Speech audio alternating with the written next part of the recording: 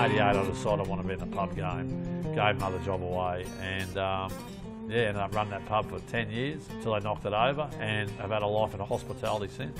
I got offered a job at the Sunshine Coast Daily writing a column because I reckon I managed to turn a news story into an advertisement every time I got on paper. And the ABC wanted me to do a breakfast thing with Cam Young. So I was doing radio one morning and we were talking about the rugby league and about the NRL. And this is probably one of the turning points of my life.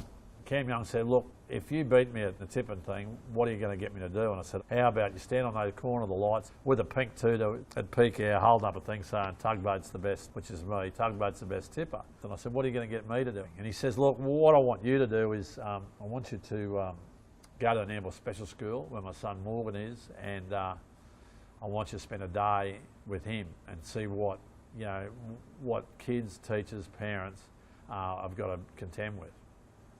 Needless to say, he beat me in the tipping comp, so up I go, followed by the daily. And I spent a day up there, and while I'm there, I was very emotional about the whole thing.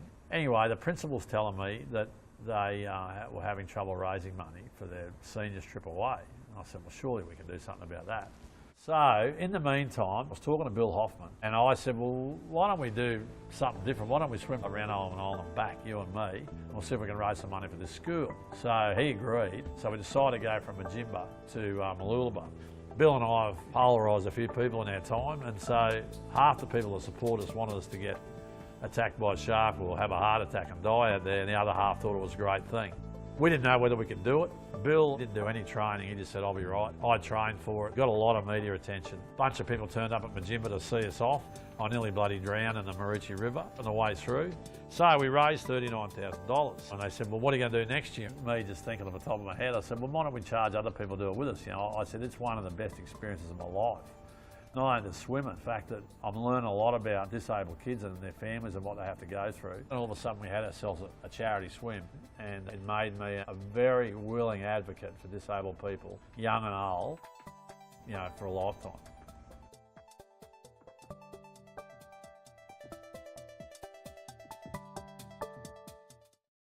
Unbeknownst to me, John Stokes at the ABC gets a phone call from the independent theatre, the Indie Theatre at Yamundi, wanting him to be in a pantomime. And of course, John Stokes is a lot smarter than Ashley Robinson. So he said, oh look, I don't want to do it, but I reckon if you ring Tugboat, he'll do it, but you'll have to throw an incentive in. He said the incentive would be to give some money to the two special schools. That's how you'll get him.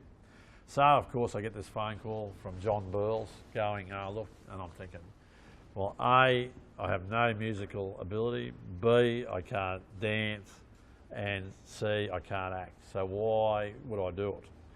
So I go, no, I can't do that, mate. I said, it's a busy time of year for me, you know, January, for what I do, the job I do. So then he goes, well, you know, what we're going to do was we're going to give all the takings to the two special schools. So I did it. I did it for, I think, 8 years. I was like the novelty value. There's a woman called Debbie Patura. I ended up being her sidekick in most of them. She'd slap me around and kick me around. I played Friar Tuck, played the Dormouse, played assistant pirate, everything. That has been a lot of fun.